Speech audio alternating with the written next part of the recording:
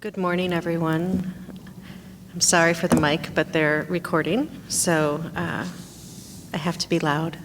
Good morning and welcome to Twitter in the Classroom. I'm Laura Fowler. I'm the chair of the session here. And I'd like to introduce our three participants, and then they'll each talk for about 10 minutes, and then we'll open it up for discussion/Twitter Twitter feed questions. We have a hashtag for this presentation. Is it on there? Yep. At the top. Yeah. So we encourage you to tweet in any comments or issues. I'll be following the feed as we go, and then see how that works. I'll first introduce Dr. Ian Aebel, who studied at University of New Hampshire and also got his master's at SIU Edwardsville.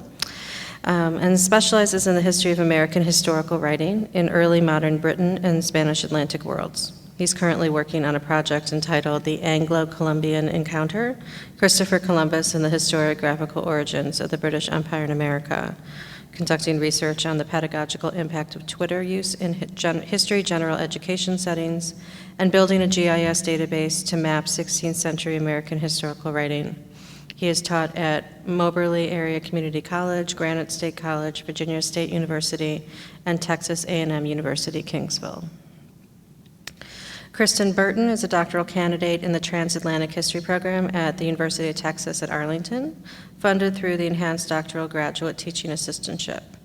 Her dissertation project, titled That Fiery Liquid, How Alcohol Became an Intoxicant in the Early Modern Atlantic World, looks at how large-scale production and consumption of distilled spirits in the early modern era established a foundation for 19th century movements advocating temperance and prohibition.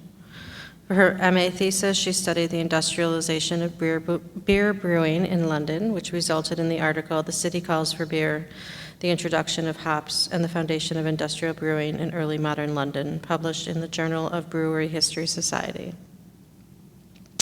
In addition to research, Kristen's the recipient of research fellowships at the Massachusetts Historical Society and the Fred W. Smith National Library for the study of George Washington at Mount Vernon.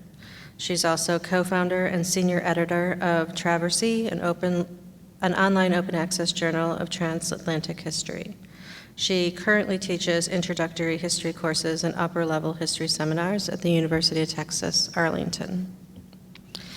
Matt Hinckley teaches the freshman survey of U.S. history at Eastfield College, one of 7 Dallas County community colleges. He's ABD from University of Texas at Dallas, where he studied U.S. relations with Latin America, the history of women and gender in Latin America, and the history of photojournalism and documentary photography. He also teaches an honors course on the Vietnam War. He uses Twitter in his large lecture sections of U.S. history, some of which have 80 or more students. And I'll let Dr. Aebel start. Good morning, everybody. Hopefully everyone is awake. Today I'm going to talk a little bit about the theoretical and pedagogical challenges of using Twitter in the classroom. I started using Twitter in my US and world history surveys 3 years ago. I was teaching at Virginia State, and I had a chair who was phenomenally against the students using their phones in the classroom. And of course, we all know the students have to use their phones in the classroom, and there's going to be some problems. And so a young woman was sitting in the front of the class, and she was using her phone. And I said, well, listen, you got to keep your phones in their pocket. So the next day, the next class, the student came, and I noticed that she was fidgeting with her pants. And I thought to myself, well, this is awful odd. And she had worn some very white see-through pants, and she turned her display up as far as she could get, and she was texting through her pants. And I just said, well, okay, you win. I can't say anything about that, but I thought to myself, there's something better that there has to be something better. There has to be some way to turn these phones into more of a learning tool. And that's where I turned to Twitter, okay? So the idea behind using Twitter is figuring out another way to, at least in my case, figuring out another way to reinforce the information that I'm teaching in the classroom. As we all know, the more ways we can say something, the more ways we can present the information, the more likely it is to stick in the student's mind. And so what I do in the classroom is, with each lecture, I build my lectures around a key question. For example, how did the Columbian encounter help to create the Atlantic world? During the class then, the students will have their phones out and they will tweet an answer to that specific question. For example,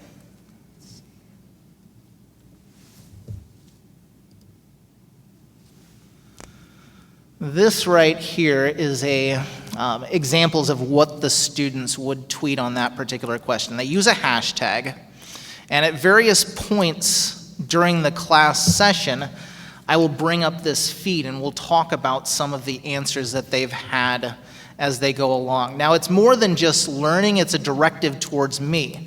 As I'm lecturing, I have that feed in front of me and I'm watching the answers come through.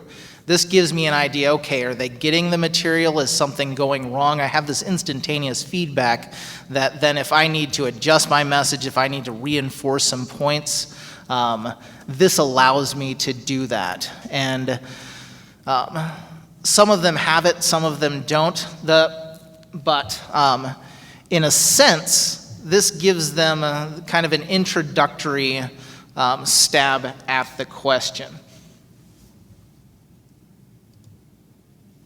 So then at the end of class, I ask them that question again in a short 3-sentence answer. The idea is, and what I've found, is that using this format right here, where the students they tweet their answer during class, they think about the answer, they read each other's answers on the Twitter feed, and then they answer it at the end, gives them a much more solid basis going into an exam where I would ask them this question and ask them for maybe a 10-sentence answer. What I've found then with my use of Twitter is, number one, it gives instantaneous feedback. I know exactly what they're thinking during the class and allows me to adjust my message.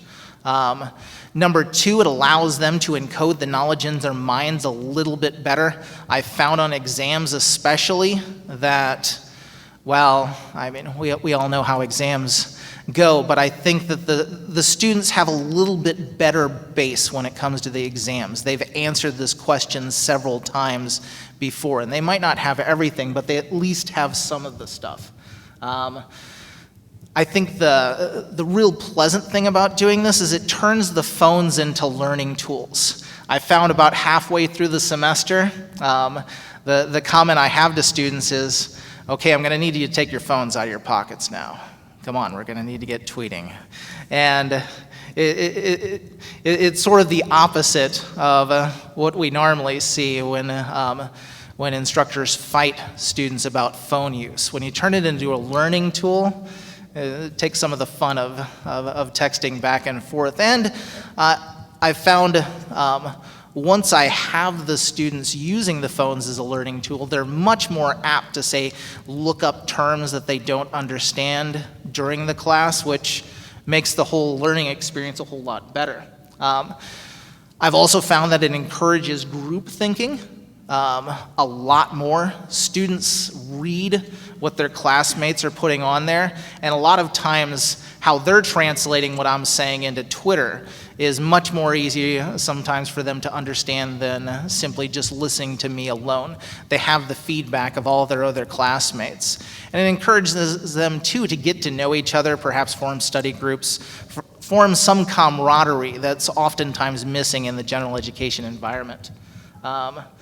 And finally, I think it encourages a positive impression of historical thinking. Rather than simply sitting in the class and listening to a presentation on some historical topic, they're thinking about a question, they're thinking about evidence, and they're thinking about how that evidence can be used to formulate an answer. And these are kind of the positive aspects I've seen from Twitter use. Now, I must preface this by saying that the only way I've found that it really works in a large class where I can get the critical mass of people tweeting is if I grade the tweets after each class. If they receive a grade, they're much more likely to tweet. Without grading them, I had somewhere between 30 and 40% of the students tweeting. With the grades, it went from 80 to 90%. All right, well, thank you. I'll turn it over to Kristen here.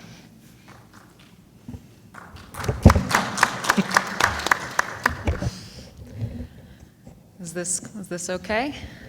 Because I don't think it's going to move any further. That's fine. Well, thank you all for coming, and I want to thank Ian for putting this panel together, because I think this is a topic in need of more discussion, because there are plenty of people trying to find alternative ways to generate discussion and interest amongst their students, and not necessarily keep that within the physical walls of the classroom. And I started using Twitter. I created my first Twitter account with the purpose and sole intention of using it for teaching. I had heard of people who did this. A former colleague of mine at Oklahoma State, he used Twitter as a way to communicate with students. And I thought, well, that's a good idea. I should do that too. And I created this profile right before the year the AHA was in New Orleans 2 or 3 years ago.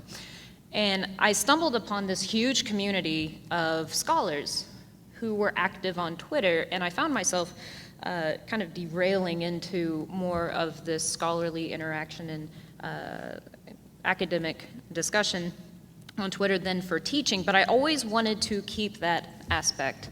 And I particularly wanted to show students that that community existed as well.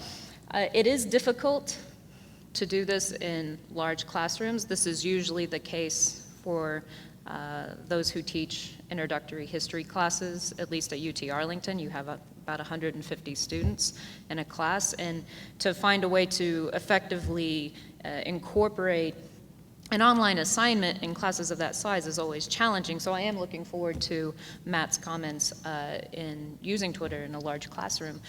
But this semester I have a class of about 20 to 25, depending on how many show up on a given day. And I thought, well, this is a size I can work with. And I made, for the first time, I made Twitter an assignment. It's always been a means of communication between myself and the students. Students have found I tend to respond a lot faster if they just send me a tweet, because their questions are much more concise and much easier to answer as opposed to email. So that aspect is maintained, and I do this with my large survey classes, but as far as turning it into an assignment, this was my first semester to do that. Get this slide. Yeah, I'll go ahead and click one more time. There we go.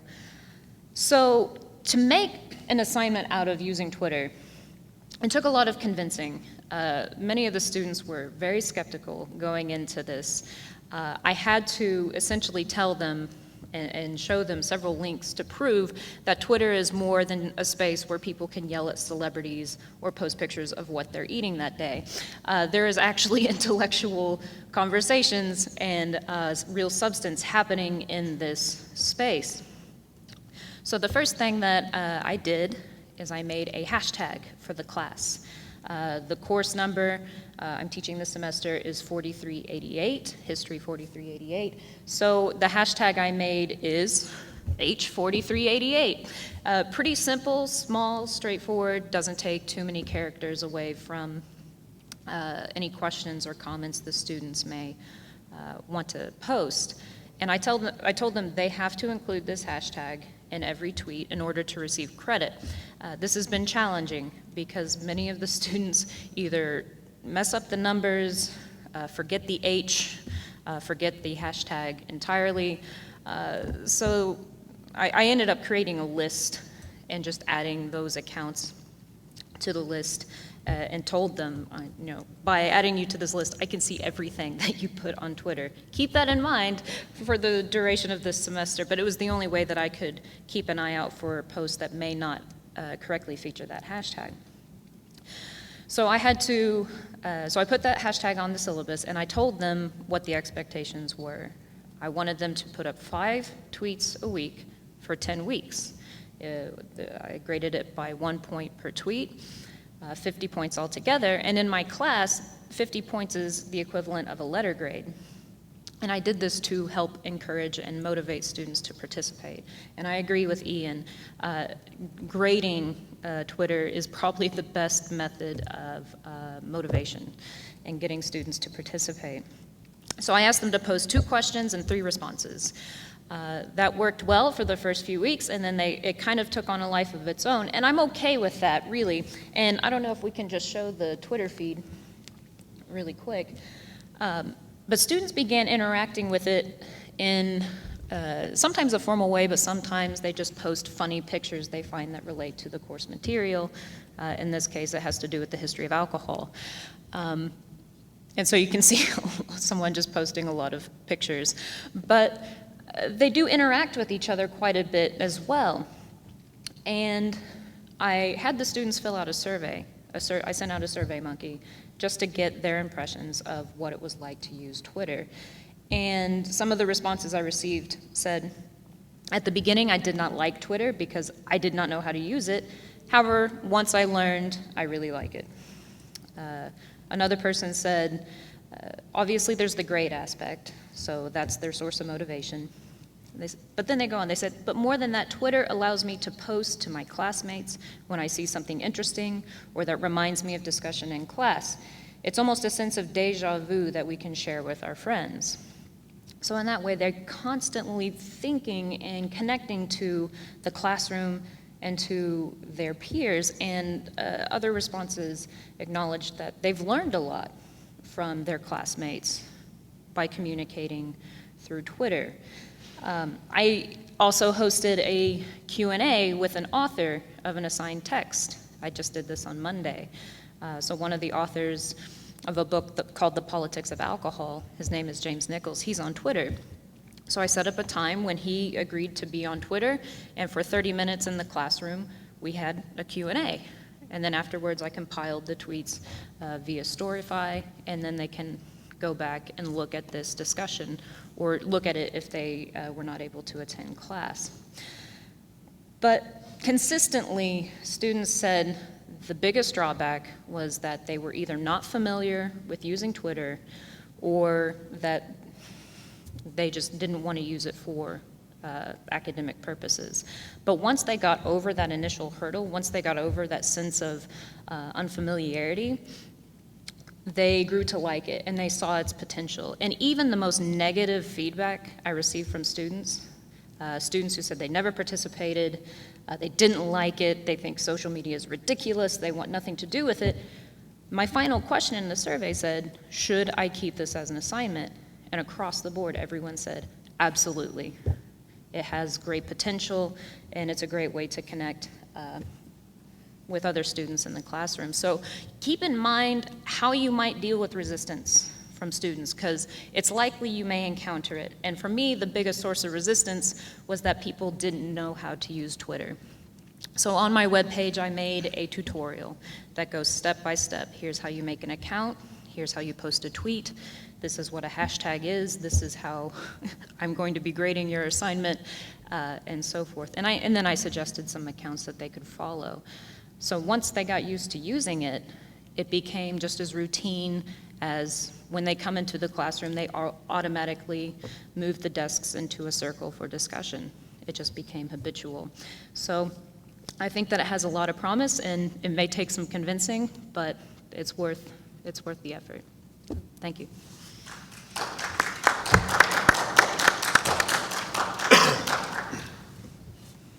All right, good morning, everyone. Can I get some love from any of you who also teach in a community college like I do? No community college teachers. Okay, well, this is my chance then to sort of give you a sense of what it's like on the front lines at the community college. I teach at Eastfield College, which is one of 7 colleges in the Dallas County Community College District, and we have about 15,000 students on our campus and about 85,000 students in the district, all freshmen and sophomores. I myself am a community college lifer, went to community college myself, and my dad was even a dean at Moraine Valley Community College outside of Chicago. One thing about community colleges is that many of our students are first-generation college students. Many come from extreme poverty. Many are immigrants or children of immigrants, and they don't have the support at home from their parents that many of us sort of took for granted when we were in college. Many of them can't afford their textbooks.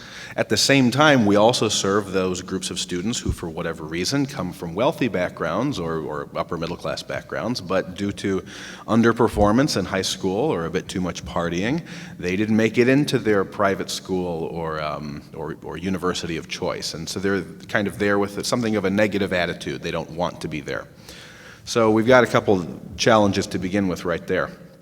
On the other hand, in the state of Texas, thank goodness for the Texas legislature, that's the only time I'll say this, the Texas legislature actually requires all students seeking a bachelor's degree from a public college or university to have earned 6 hours in U.S. history and 6 hours in U.S. and Texas government.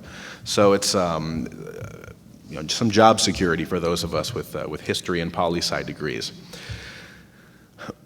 At our college, we've got a large lecture classroom, and really about the only discipline that can fill up that lecture hall is history. So I'm one of the instructors who will teach in that classroom. And it's a classroom with fixed desks and chairs. I mean, we've all taught in lecture halls before. But in a given lecture class, I might have 80 to 100 students. And one thing that is really important at the community college level, because our students are they have PCP syndrome, parking lot, campus, parking lot. They're student activities, but so many of them are working or have family responsibilities, and they're not able to get involved on campus. So it's all the more important for us to engage them to whatever extent possible in the classroom. In addition, the survey of entering student engagement, which is put out every couple years by the Community College Survey of Student Engagement at the Community College Research Institute at University of Texas at Austin, found that the single greatest predictor of student success in community colleges is the extent to which they are engaged in the classroom, really in the first 3 weeks of their first semester. And so active engagement in the classroom is of primary importance. And that's hard to do in a large lecture hall. I want my students to be asking questions and me engaging with them one-on-one, but in a class with 80 students, if you in an 80-minute class, by the time you've lectured or gone through any material, there's just hardly any time for more than just a couple students to ask any questions, and you've got a whole audience full of students who just are not engaged. So I prefer using cooperative learning pedagogy whenever possible. Now in a classroom with fixed chairs and desks, that can be difficult, but it can still be accomplished with turn-to-your-neighbor activities, breaking up my lecture into mini lectures and having them process with one another for 3 or 4 minutes on what I've just discussed. Turn to your neighbor and sum up something new you just learned is an easy way to do that. But again, like Ian, I noticed that students are very much interested in playing with their phones. The attention span seems to be about 30 seconds, and then they're playing with their toys. So in 2008, one of my dissertation advisors at the University of Texas at Dallas, Dr. Monica Rankin, started using Twitter in her classroom. And there was even a video done about that, and it went viral. Some of you may have seen this. But this is about 2008, 2009. And I said, once I get into the classroom, I'll go ahead and start doing that myself. And so for the past couple years, I've started using Twitter in the classroom to some extent, with, I would say, at best, mixed success. Unlike Ian and Kristen, I decided, against my better judgment, I decided to make it optional. And part of the reason why is, again, going back to the student demographics, so many of our students, while they may have phones, while they may have even iPhones, nice phones, that are capable of using Twitter or any one of another number of other social media tools. There is in some cases some resistance on their part to using their phone for something academic or something work-related. It's their toy, okay? I've got some students who are actively resistant to it. Of course, I've got students who are apathetic. The downside of our legislature requiring our students to have 6 hours of history is that I have a lot of students in the classroom who just don't want to be there. They're not history majors. They want to get a degree in social work or business or chemistry or whatever, but they don't want to be in the history class, so they're actively apathetic. There's a wide variety of student access to technology. Some students are writing their essays on their phones because they don't have access to computers at home, and they're submitting it on their phones. I'm sure we've all seen examples of emails that have been written that are just very poor grammar, no punctuation, capitalization, what's that, okay? Some students just don't have phones. Again, they're coming from impoverished backgrounds and can't afford it. And yet I've got some students who grew up in McMansions who have the latest phones and iPads and laptops, and they bring them to class. So with those challenges in mind, I decided, well, let's make it optional in this case. What I have my students do is, rather than a hashtag, because there are a number of scholars who are using Twitter in the classroom, and in Texas, the U.S. History Survey is broken into History 1301 and History 1302. So there's a lot of scholars who are using the HIST 1301 and HIST 1302 hashtags. So I have them tag me at my handle, which is EFC Eastfield College Hist Prof. And I will project that page, that feed, up on the screen occasionally. And you can see, I guess, some of the most recent tweets that my students have done.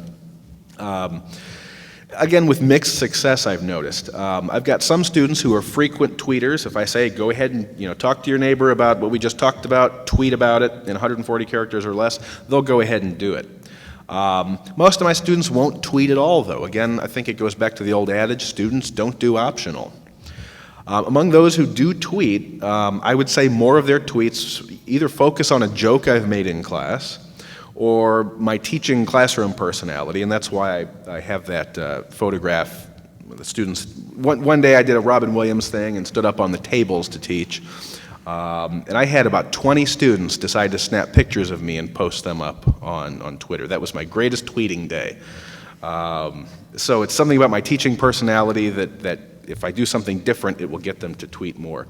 Or they'll post very superficial memes. I think there was a meme that someone posted when I was talking about the Gilded Age, and I don't know if they created it or they found it, but it was superficial but funny, and if you'll pardon the language, it said, the Gilded Age was great unless you didn't have any effing gold, okay?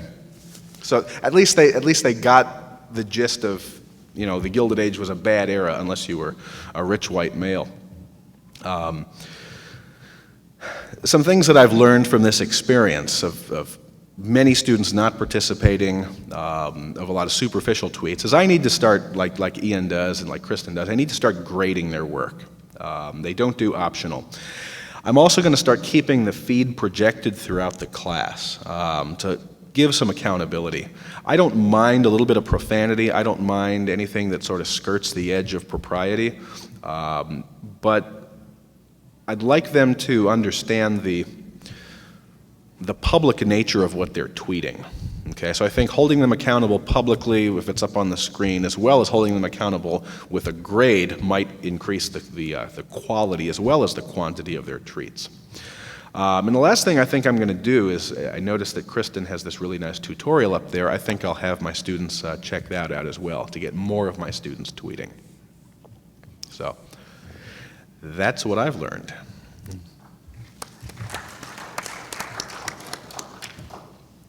Ian, are you going to get the Twitter feed up on there? Yep. So now what we'd like to do, since this is a formal, informal roundtable, is we'll have the feed up with some people have been posting some questions, and we'll take them, obviously, in person. And then we'd also like to open it up if any of you have experiences with Twitter or have found things that worked or didn't work. This is a wonderful learning opportunity for all of us. So one of the questions that I saw on the feed is, should professors have two separate accounts, personal and professional, or use hashtags to keep them separate? And what do you guys do with?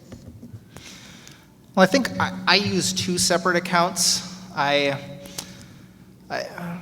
One of the biggest things I've found amongst administrators hitting back at using Twitter in the classroom is I've found an extreme amount of pushback where the administrators feel that the students' personal data is at risk, and that some nefarious person out there in Twitterverse is going to abscond with that data and do malicious things with it. Of course, the other problematic thing is when students use their personal accounts for tweeting in the class. When you then go to grade those tweets, you sometimes have the fortune or misfortune of reading exactly what's going on in their lives before or after class. And those are some things that all of us probably don't want to know.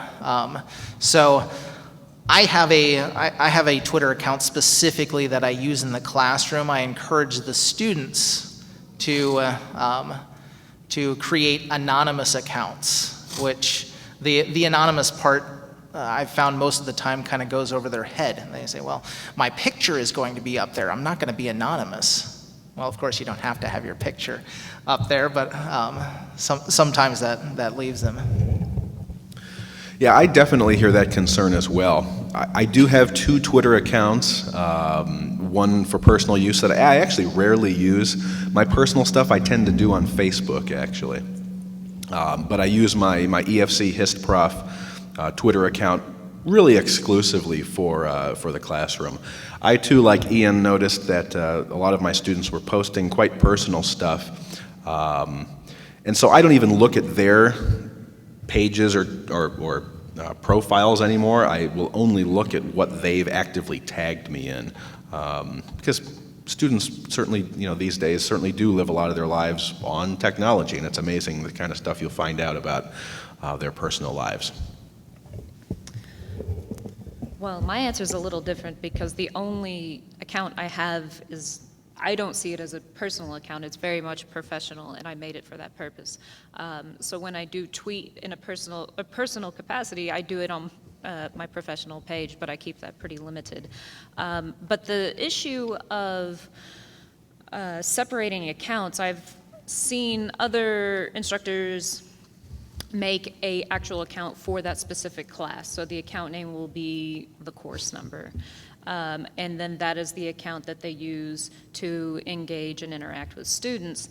But this issue of privacy, I think, is really important and one worth talking about because it is important, and we have to abide by the issue of FERPA and also just concerns of the fact that Twitter is a public forum, and we are asking students to interact in that way.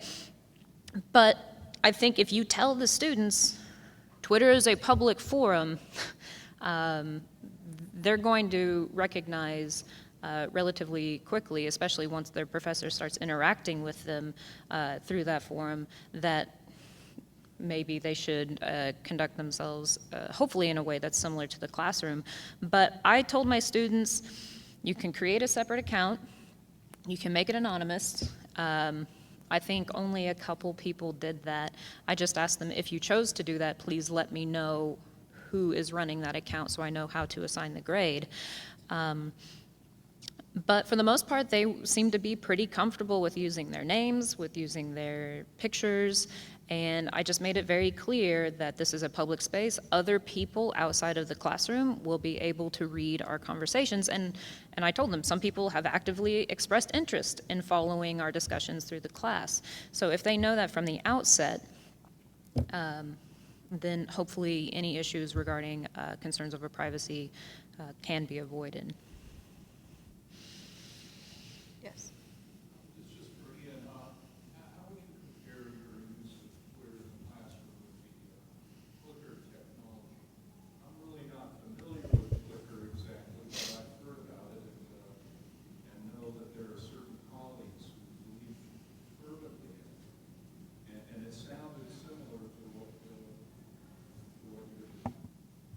Okay, so this question is kind of comparing using Twitter to the use of the clicker in the classroom, and I've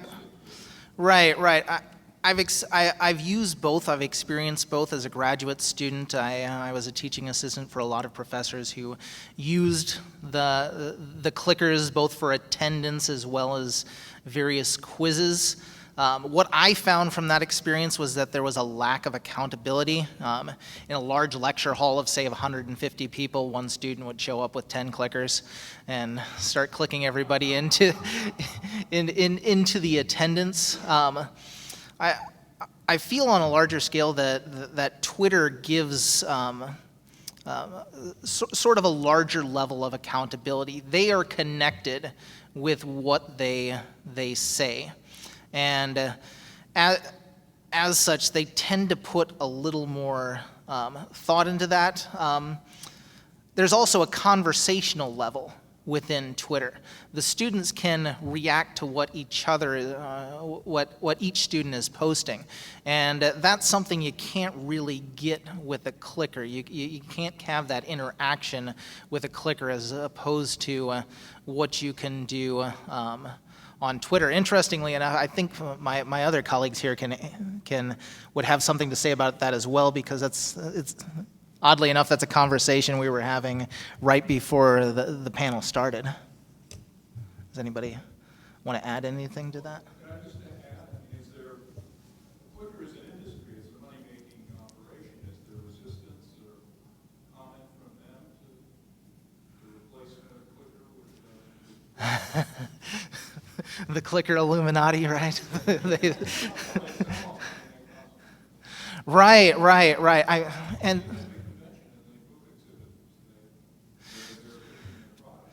Yeah, and of course that's one reason why to use Twitter rather than the clicker. That's just something else the students have to buy. That's Twitter. They already have the equipment. Even on the most rudimentary of phones, you can still text your tweets in, and I've yet to meet the traditional college-age student who doesn't have some ability to text in some form or fashion. So it's to me, it's kind of this universal way. It doesn't cost them any more, and again, the advantage over the clicker, they don't have to buy the equipment. I will say real quick about accessibility. The Twitter app I just keep on my phone, so I always have it handy, but I did encounter some students, too, who came forward and admitted to me that they didn't want that app on their phone because they were worried about how much information the government would be able to extract about them by downloading that app to their phone. So in that case, at least the alternative is that I told them, we'll just go to a laptop, go to a computer, get on the internet, and then you can access it that way. So there are alternative means to using Twitter outside of the app. As far as the clicker goes, I've never used them, and I don't have, I don't lose too much sleep over how much money they're missing out on by me assigning Twitter rather than that. So. Yes.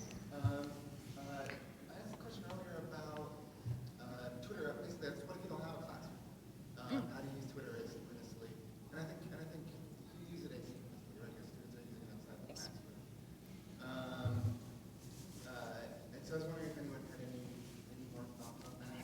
But another question was, you're asking your students to pose questions, right? 2 questions and 3 responses. And that opens up a whole other problem, like how do you get students to write good questions? So I know it's a little off topic, but I want to talk a little bit about that. So as far as maybe kind of guiding, repeat the question. Well, first, do you want me to address the question, how students constructing their questions? Okay. So he basically asked, how do you help students post quality questions? It depends, because sometimes students just aren't clear about something that you think is a, obvious point. For example, we've just been doing readings on the temperance movement in my class, and one student posted a question, well, what does teetotal mean? Even though there's probably 1 to 2 pages talking about what that word means. So it could be an indication of how closely they're doing the reading, but also maybe it's just a point they're not that clear about. So I don't really have any kind of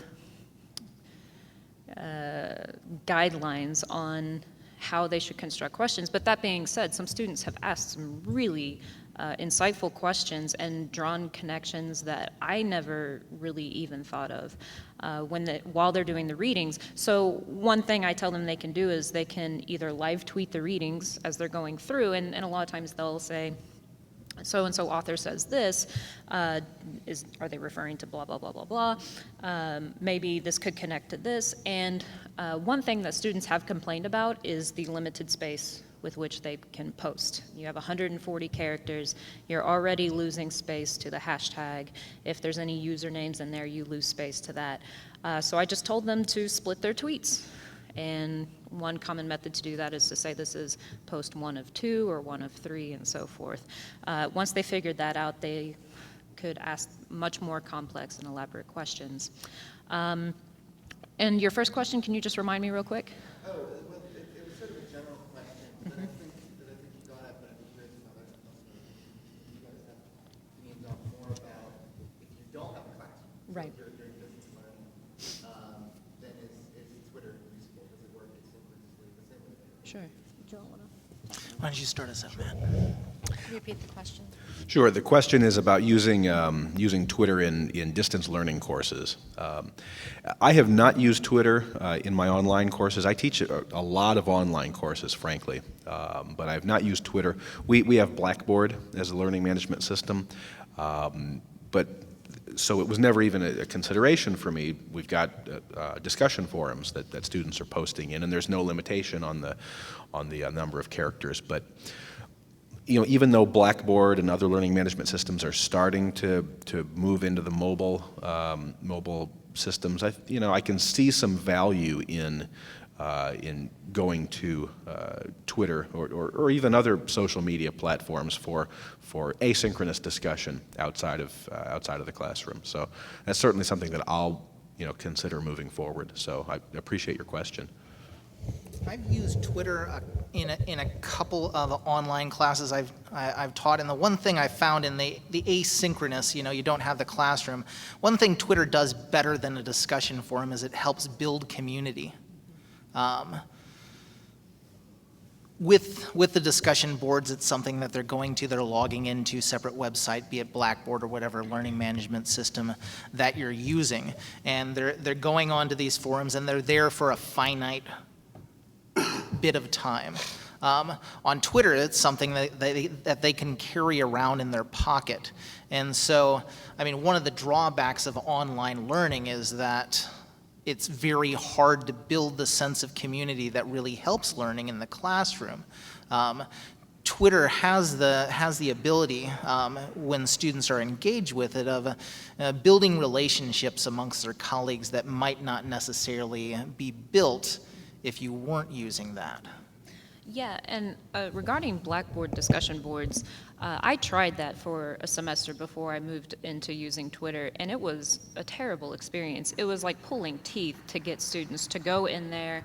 The students who did it, you could just see they were doing it for the check mark. Here's my post, I fulfilled the requirement, signing off. But with Twitter, I see conversations starting up and extended interaction.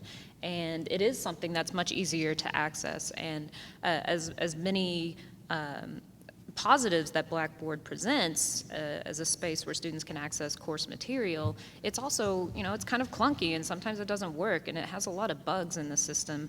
And the discussion board is embedded in, this kind of mass of links and text.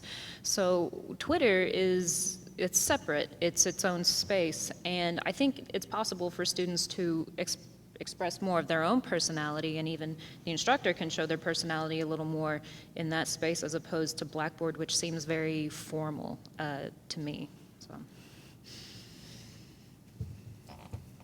wondering about the dangers of Twitter being kind of a gateway into other distractions during class. Because that's my big fear of being in my big 350 student lecture class.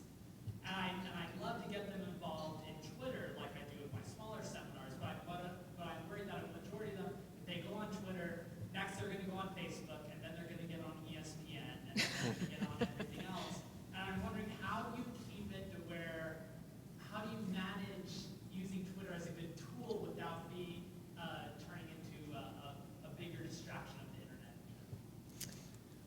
Right. Well, I think it's a very good point. And it's something I've given a lot of thought to, especially in the super large classes, 100 or more, right? Sorry. You ask how do you stop Twitter from being the gateway drug into not paying attention in class, right? And do a Google image search of large classes and you'll see the picture, and half the students are sitting there and they're on their phones and they're not paying attention otherwise. I think part of what I've found in teaching to very large classes is almost from the beginning of the semester, when I get them tweeting, I try to respond to their tweets. When they know that I'm looking at the tweets, there's an engagement factor there, right? That if they say something, if they ask me a question, and there was also a question that relates to this that was posted a little bit earlier about what happens if you get a tweet that's kind of off topic, a question that kind of strays away. I mean, most of the time, right, all of us who have been in the classroom, when you have engaged students, they're your best resource for learning in the entirety of the class, right? The different perspectives that they bring into the classroom, they come up with ideas that we probably would have never thought of otherwise. And so I think from my perspective, being able to respond to their questions, and if you have 350 students in the class, maybe you engage team leaders as students, maybe you have TAs who can respond to questions, but by making sure that when students talk on Twitter or communicate on Twitter, they're not just communicating to a brick wall. You're actually paying attention to what they say and accessing that. I think that helps to engage the students in the classroom and keep them focused rather than, say, moving on to ESPN. I think my response to concerns about additional distractions in the class is they're doing it anyway. You only have to TA for so long before you see everything that students pull up on their laptops.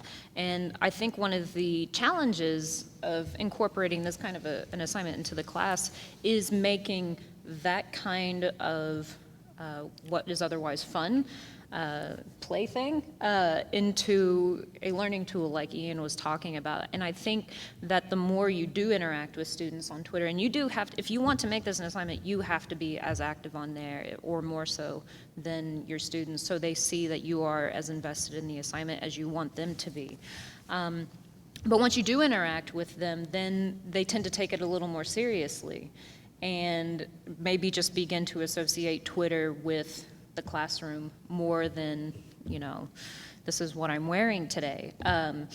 But that's always a possibility, but the way I see it is, laptops in the classroom is a challenge. How do you keep that from becoming a distraction? And I think people have a variety of tactics, but unless you have someone, a TA or someone actively patrolling the classroom, what can you do? I mean, our abilities are limited. So if you can force them to use those tools for the purpose of the classroom, then maybe it will keep them off of websites like ESPN. I'd like to bring a follow-up to that, because there was another question about how, as faculty, do you get distracted if you have a live feed while you're lecturing or trying to manage the classroom? How do you stay focused and at the same time manage a Twitter feed? Oh, I'm sorry, I was just looking at ESPN. Can you repeat? No. For me, I think it goes back to just your overall classroom management style, your overall pedagogy, understanding that the technology, whatever new technology you're bringing in, just like whenever you're bringing in new content, new research, it's probably going to be clunky at first, and it's still clunky for me. You want to get to the point where it can be mechanical, and then maybe after a few semesters it becomes more automatic. I certainly don't have, it's not a silver bullet for me. I'm getting more comfortable with it, just like I'm getting more comfortable in the large lecture hall period. So for me, it's an ongoing process. Right. I think one of the ways that I keep track of the tweets without getting distracted is I try not to do anything in class for more than 5 or 10 minutes max. I want the students to constantly be refreshed. So if I'm talking about a specific topic, I talk about it in 5, 6, 7-minute bursts, and then we look and talk about a document. We look and talk about some artwork. We listen to some music. We watch a bit of a film, and in those moments, then that we stop, we switch it up. I have an iPad, I have my phone, I take a look and I look at the Twitter feed and I see what they're saying so that the next time I go back in to talk, I can address their concerns. I can, if I see I haven't made my point well, then I can go back and address some of those things then. But I think keeping it in those short little bursts allows me to continuously check and assess the feedback as it's coming in. This is one way where I differ a bit with the other panelists. I don't actually show the feed in class. I tend to keep it separate from in-class discussion outside of maybe referencing so-and-so posted a question about blah, blah, blah on Twitter, and then we can talk about it in the discussion. But I don't actually project the feed, and I don't check it during class.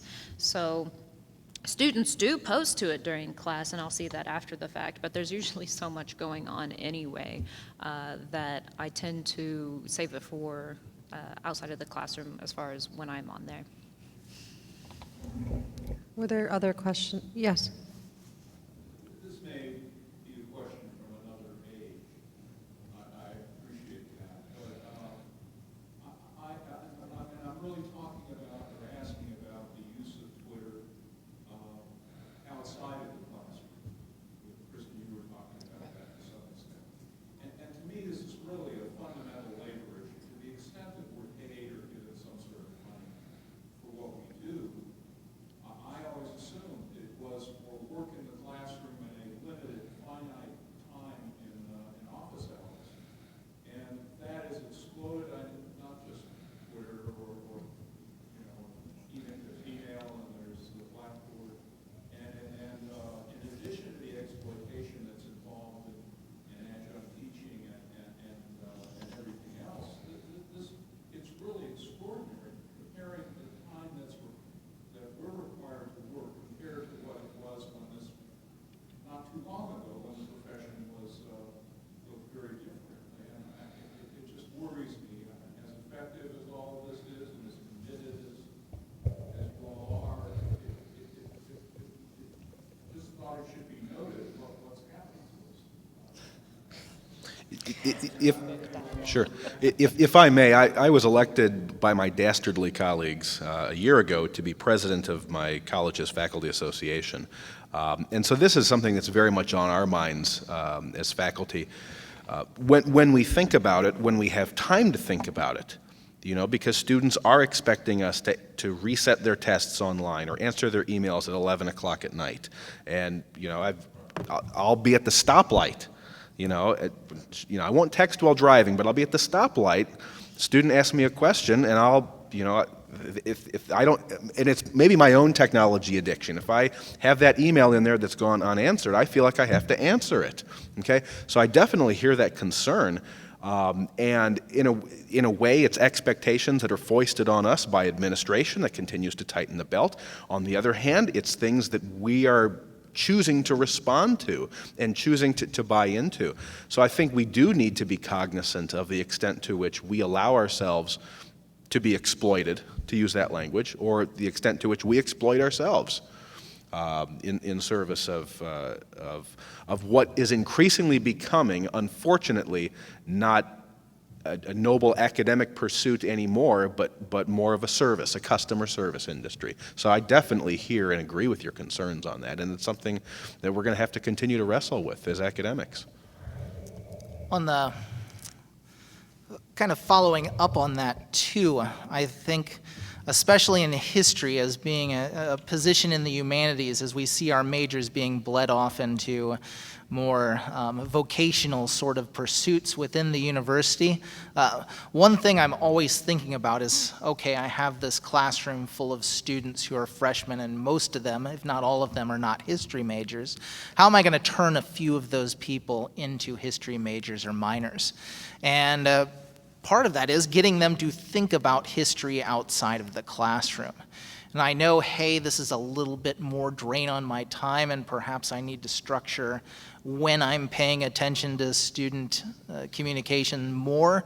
But from my perspective, when a student is asking me a question about class, or answering something, or responding to a question that we've had that day outside the confines of the class, while I haven't studied this, I can say anecdotally that those students tend to be the ones that might say, okay, what might it take to be a history major or minor?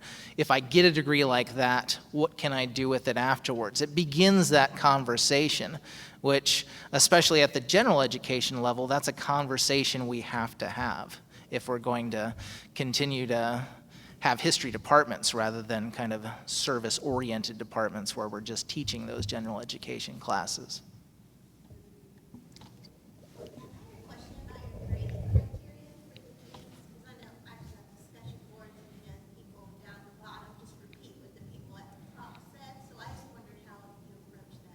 The question is about grading criteria for the Twitter feeds. So I do 1 point per tweet. I ask that they do 2 questions, 3 responses, and sometimes they fulfill that criteria. But because there's 10 weeks in which they have to fulfill to get full credit, sometimes they're on, because we have 16-week semesters, sometimes they're online on Twitter, sometimes they're not.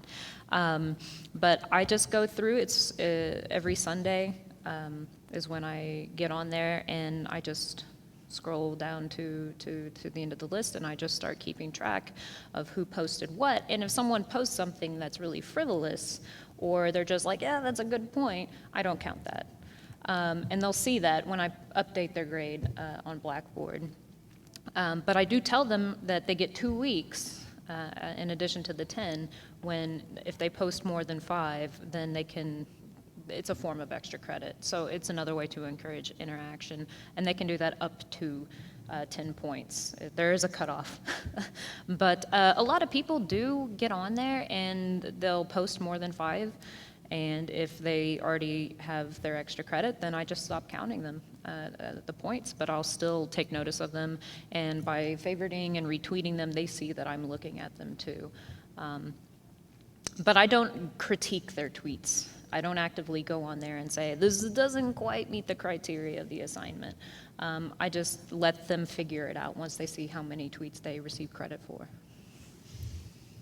Yeah, so I do things slightly different. I make up a rubric at the beginning of the semester, and I give them a grade between an A and an F. Okay, an A is a thought out, unique answer, and go down to where maybe a C is kind of copying what the other people do, to maybe an F might be, not a tweet or a single word or something like that. And then after every single class I get done, and then I spend 5 minutes, I go through their tweets, I give them the grades, and I put them up online.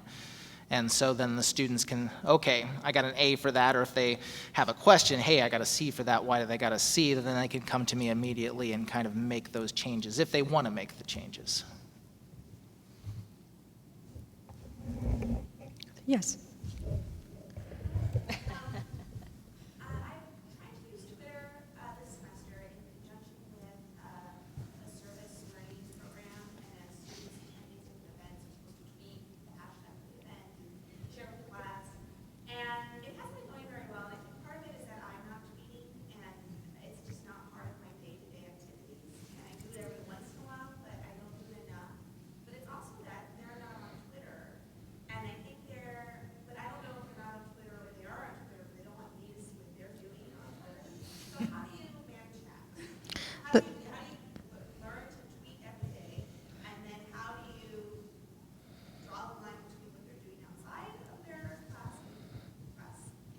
The question related to how do you, as a professor, discipline yourself to follow the tweets and engage electronically with them, but then also balance what the students are kind of self-censoring, and how they choose not to share their personal life with what professionally they're supposed to be doing.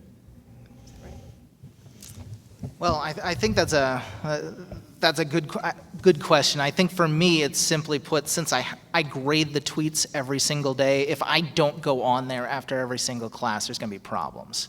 I'm going to be sitting there and there's going to be weeks worth of stuff. So I just make it a point that if I do it every day, it takes me 5 minutes, I go through, I respond, I send tweets. And then I have Twitter on my phone. It sends me a notification if somebody asks me a question, and it's very easy to take 5 seconds, read their question, send off a response. I like the service learning aspect that you just mentioned. I think one of the things that I'm preparing to do in the future, I think Twitter is a good way to do service learning. One of the things I've thought of is connecting my general education students with high school history classrooms in the area and having them tutor via Twitter to kind of engage. So I think the service learning area is one of those areas that I think the boundaries of what we can use Twitter for might be able to expand. Well, for me, I think I have to echo what Matt said, and I just have something of a personal addiction to being on Twitter, and I'm on it every single day. And I was doing that before I made it an assignment. I'm just very curious about what other people are talking about, and there's really fascinating conversations going on. I like interacting with and networking with other historians and other scholars on there. So I'm on it every day anyway, so it was easy for me to just make a point to check the hashtag.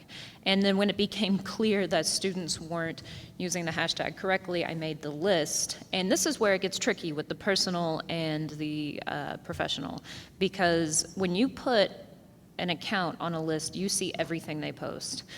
And whether or not a student wants to use an account for both the classroom and for their personal life, I make it clear it's up to them, but I also make it very clear I can see everything if I check that list. And I had to regularly, because so many people were posting for the class that I was missing because they just weren't using the hashtag correctly. And I would just have to retweet their post, putting in the correct hashtag, and then they figured it out. But it's tricky because I feel like that is their personal space, and I don't want to infringe on that. So if I'm looking at the list, I just scroll very quickly past any post that I can tell right away do not pertain to the class. That's their business.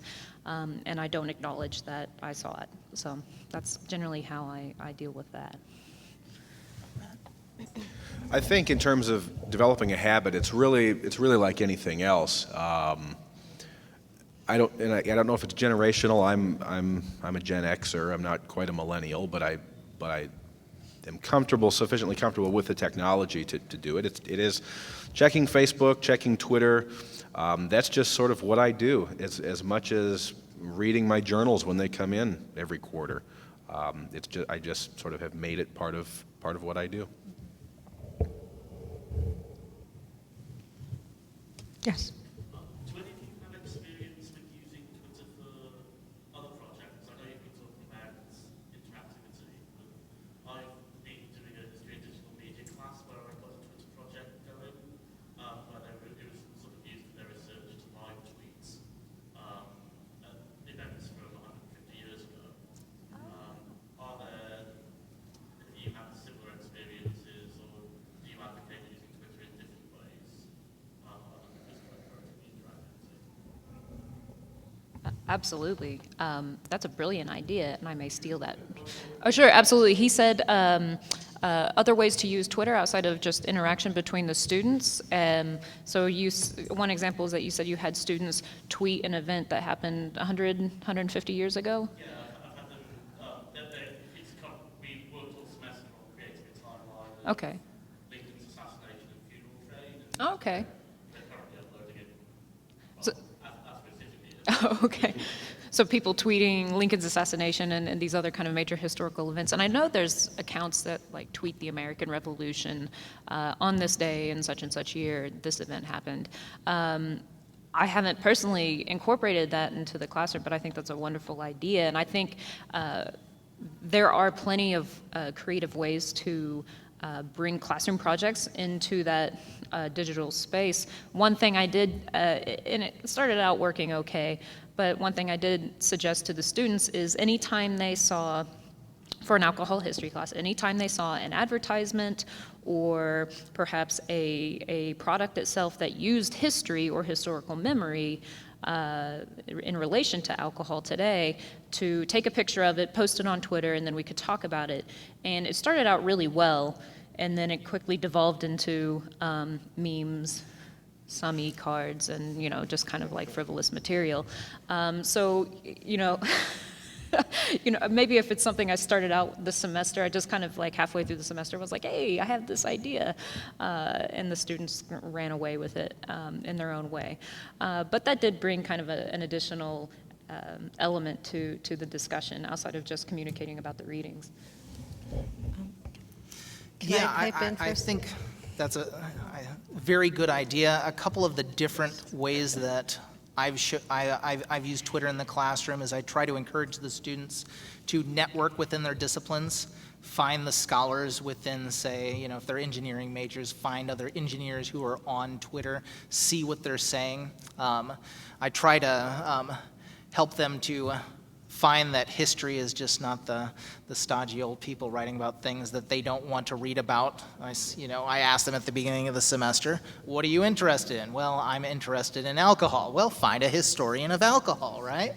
And find out that people are writing history about more than what they say. I also try to get them to network as far as job-wise, because one of the ways that Twitter has exploded is that lots of companies are posting their job advertisements on Twitter, and it becomes a lot easier to find maybe that new internship or whatnot by searching hashtags within their fields.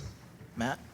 Can I pipe in? I actually don't use it in the classroom per se. I'm pretty much of a newbie with it, but I teach public history, and on our last last local history project, we created a hashtag and a page specifically for the project we were doing because we wanted the public to know kind of about that history and have that open in public so people could kind of see what we were learning and how we were presenting it to the community. So we had a class page, but then also as students kind of uncovered history and things that were going into our final project, we tweeted them so that kind of the public could engage in the history that we're finding with it. And with regard to professional networking, I haven't really explored Twitter, but I have a LinkedIn page that I make all my graduate students. I make them all join LinkedIn, and we have a alumni and current student group that we post things to so that there's that level of kind of professional engagement that they do. If it is morphing into Twitter more than LinkedIn, then we'll add that in too. But I try and use the social media that way so that they're aware of this outside network and access.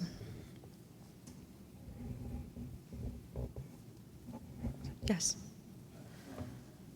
Maybe the word that applies here is blended, but do any of you use the Twitter as a gateway or an opportunity to then have a face-to-face encounter with the student? I remember when an email was invented, it obviously killed many grandparents because students found it easier to tell me that their grandparents had died, a grandparent had died, and didn't have to come to class with email, usually in an obscure western part of the state, took a while to get to. That when they had to come to me face to face and make this story up. And I just wondered if there are ways in which it can bring you together with a face-to-face discussion, or if that happens, or if it just supplants that. Well, I think I've found that the students who tweet to me, I I rarely see them in a face-to-face environment other than sitting in the class. But that's part of the beauty of using Twitter, right? You have that 50% of your class that is never, ever going to talk. They're never going to say anything. And those students have great things to say, but for whatever reason, they're just not comfortable saying it in the forum of the classroom. Twitter then is that one way that they can get their voice out there. They can share their bit of feedback or participation, whereas normally we wouldn't get that. Matt or Kristen? Personally, I don't know. Sorry. No, I don't know if I've had that problem because the first time I'm trying this as an assignment, I have a very small class, and I see them regularly, and especially the students who are most active on Twitter are the ones who tend to be active in the classroom as well, but also Twitter has helped encourage a sense of comfort within the classroom as well. People see that they can contribute on Twitter and their classmates aren't, attacking them for things they may say or ask, and then they kind of feel more comfortable and develop a sense of rapport within the classroom as well with their classmates. But I see those students regularly, and sometimes if they ask me a question on Twitter and it's a complicated question, same thing as with email, I'll ask them, please just come to my office and we can talk about this in person. But I think in a larger lecture hall, this would be more of an issue. But when students, even in my large survey, contacted me through Twitter, it was a way for them to approach me that they felt comfortable with, and I like it for that reason. I am really intrigued by the idea of using Twitter to encourage more face-to-face communication. I can say to this point, I've only had maybe a handful of students initiate the sob story, grandparent died, or I have a baseball game, I can't be in class today kind of thing. Only a couple have tried to contact me that way. Most of the time it's through email rather than in person. But I am intrigued about trying to flip it around as a means to get them to come to me in person. So, as well as the idea for the live tweeting historical events. I think those are excellent ideas that I'd like to incorporate. So I joined Twitter in August because I'm local and I'm teaching a course right now on Ferguson. And so much of Ferguson occurs on Twitter, so I'm sort of new to it. And Allison is the Ferguson Sources hashtag. I'm wondering if you have, I guess I feel like I haven't done as good a job as I wish I could have in sort of referring my students to Twitter as the primary source of material. Like history happened on Twitter. Like how can I, do you have any advice about how to direct students there? And I came in late, so if you already talked about this. Yeah. It's a great question. The question is, how can we direct students to use Twitter as a primary source and follow it with live history that's happening, not just as a means of communication amongst each other? Well, I think, right, part of this, I was the same way when Ferguson, the event started going on. You follow the people who are in the trenches, and you're seeing history happen right there. The same thing with the Arab Spring several years previous, where individuals were using Twitter as means of communication in the midst of a revolution. One way then to kind of encourage that is, Twitter is part of the way of being that global citizen, right? That you don't have to wait and what you read in the newspaper, what you see on the news feed in Facebook or wherever the students are getting their news. And at least from my perspective, it's also a way to question the official narratives that you see when you have people actually there, actually in the process. Why do their stories not mesh with the stories in the official narratives? Matt or Kristen? This is another excellent idea that I'm taking away from this. I think I'm learning more from y'all as an audience than you're learning from me. I'm telling you what not to do, and now I'm getting great ideas on what to do. Okay, I think it's fascinating to teach the concept of primary sources. by saying, hey, these tweets are primary sources. Now, we can doubt the veracity of them. We can certainly question the extent to which they're informed, but they're useful as primary sources, and I think there's a lesson to be learned there. So what a great tip. Thank you. And I think it's a good way to collapse kind of this divide that students develop between their present and events in the past, and to show that we can read these messages posted by people in the midst of events like what happened in Ferguson or other events that are in the news, and read them the same way we read primary sources. We have to take into consideration their perspective, their bias, how does their worldview shape what they're saying, and what is their ultimate argument and intended audience, even though they come in, 140 characters or less, as opposed to newspaper articles or pamphlets. And I think that's a brilliant idea, because this class I'm teaching this semester does go to the present. I mean, it's alcohol. It's not nearly as, I think, as significant of a topic, but that's a really intriguing way to bring other voices into the classroom. And as far as how to direct students to those conversations, I think if you seek out any useful hashtags or useful accounts, maybe direct the students to them and say, and then maybe present constructive questions that they could use to investigate. Sometimes the students just need to be shown a direction to go to move toward in order to gain access to those resources. But that's a wonderful idea.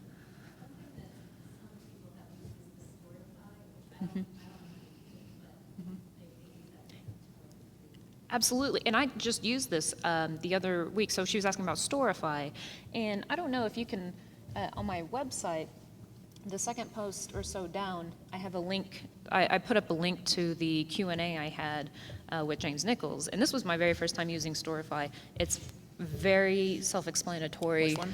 If you just scroll down, it should be, not on the Twitter tutorial, just the main page. So if you go up, click the home, yeah. It should be the second story. Yeah, so there should be where it says here at the very bottom of the text above the picture. Nope. The here, yeah, right there. Capital letters. Yeah, it was actually surprisingly difficult to embed in WordPress. So here's the conversation, and there's James Nichols telling us hi. But it was really easy to search out users. So I looked up his account, I looked up our class hashtag, and I even had to occasionally pull up the list. And then it's just drag and drop. And I was able to take some questions and answers that fell out of order in the live stream and compile them together in a cohesive narrative. And so, we have the question posed by the student and then his responses. Sometimes they came in multiple tweets, but it's just drag and drop. Very easy to use and easy to save and export. And I think it would be, I would like to try it again with in-class discussion as well. I've heard people use this they'll play a clip of a film or a song or some other multimedia in class, have the students post their responses to it on Twitter, and then they'll compile those responses in Storify as a form of notes, essentially. Collaborative notes. So. Are there other questions? I have one final question for the panel.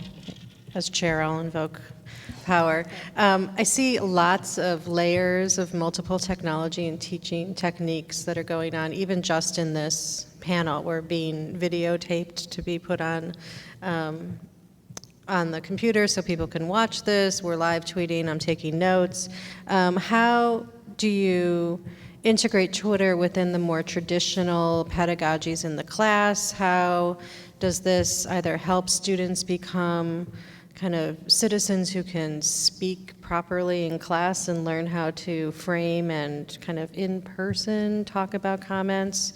How does the 140 characters both help students write condensedly, but then also how can they expand these ideas into something bigger? Kind of where do you see it fitting in pedagogically with the greater assessment that you have for your classrooms? Well, given my own sort of mixed experiences, I'm speaking theoretically, hypothetically here, but I think there's certainly a skill that comes in condensing a complex idea down to 140 characters. And even if you're doing it over 2 or 3 or 4 tweets, I think being able to boil it down to a certain concept that can be expressed very succinctly is a very valuable skill. So I think moving forward, there's certain pedagogical value in it. Okay, well, I'm not really sure anymore what the traditional classroom is. I think kind of the traditional pedagogies have all kind of flown out the window, and the exciting thing for me is you see other people doing things, and more those who are teaching history now are trying to figure out ways to reach their students more and more, instead of just saying, okay, I got my 50 minutes, I'm going to talk about this, and they're going to learn it or they're not. I think there's much more of engagements of current faculty to reach those students and engage them. And let's face it, for the most part, we're dealing with individuals who are still learning what their voice is and how to and how to get that voice out there. And Twitter can be one of those things that helps the students start to discover what their voice is, finding other forums to get their ideas out there in the open. Yeah, and I want to echo both of those, all of those points, because I think as we move forward, history as a profession is undergoing a lot of soul searching. A lot of academics aren't sure what's coming next, and I think this has a lot to do with the digital age in which we live in. But there's something about connecting with people outside of the classroom in a way that's still personable. There's still the humanity of the individual seems to be retained more, in my experience, in social media than, say, in spaces like Blackboard. And there's something about students observing how other students behave in that space. I mean, a lot of times, and Ian's right, students are still finding themselves, especially if they're coming straight from high school and they're very green when they arrive on a college campus. They're learning a lot through observation. So when they see how other students behave on Twitter or how their instructor behaves on Twitter, I think they pick up a lot from that. And I think that is a very informative experience for them. And it's also an environment in which they don't have to pose a question in front of potentially 100+ other people, which is intimidating for a lot of people. I was like that as an undergrad. And even in small classrooms, some of my students say they're just not that comfortable speaking in front of their peers. But they can post on Twitter, and that's okay. So over time, as they get comfortable with their classmates online, they can learn to become comfortable with them in the classroom. So it does teach a level of just how to interact with people, even though it's in a space where you're physically separated. And I think there's something very intriguing about that notion. But I think Ian hit the nail on the head when he said, what does traditional pedagogy even look like anymore? I know, Steve Maislish, yes, I worked with him for a semester as a teaching assistant. So, but you too are also moving into the realm of digital, as much as you want to fight it, I promise. But I think it's good that we're having these conversations as well, and I've picked up as much from all of you and from my panelists, and hopefully our comments have been helpful as well. So I like to call this to a close, but the hashtag remains open. So if people continue to have questions or comments, feel free. I'm sure we can all together, try and answer our questions and share ideas. And thank you so much for coming. Thank you. Thank you.